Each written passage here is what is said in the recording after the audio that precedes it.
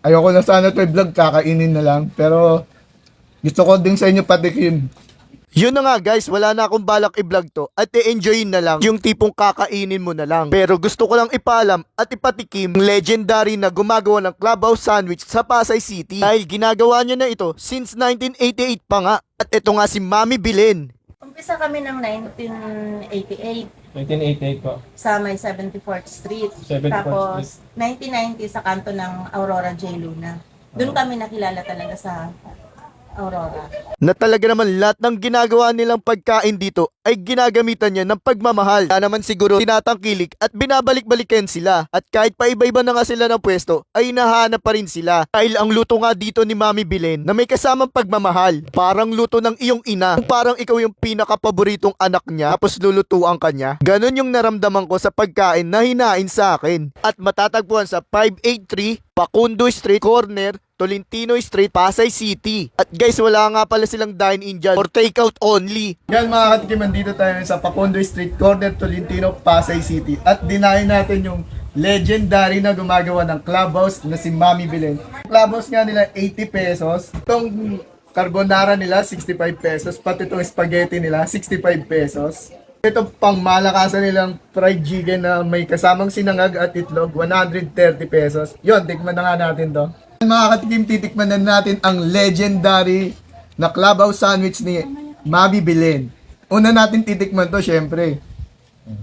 Yun, tikman na natin. Saan? Grabe.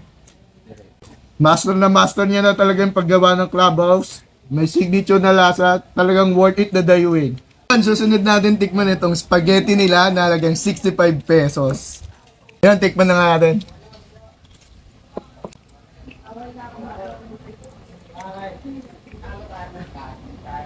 Okay.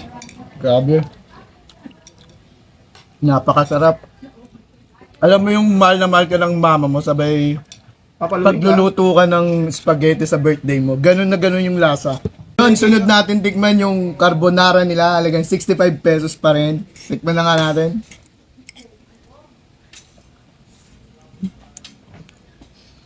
Grabe.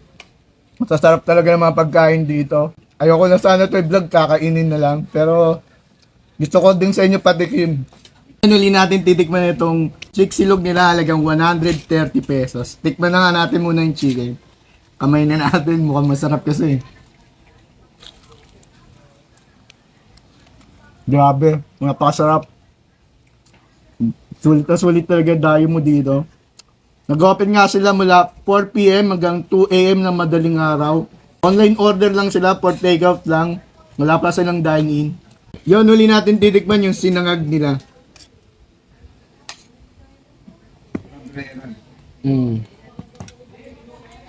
Napaka-classic ng luto. Parang luto talaga ng mama mong mahal na mahal ka. Yun lang mga team, salamat. Okay na yan? Okay na daw. Uy! Ang bilis pa agad ako. Tag-tagaw. No. Ang sarap, grabe.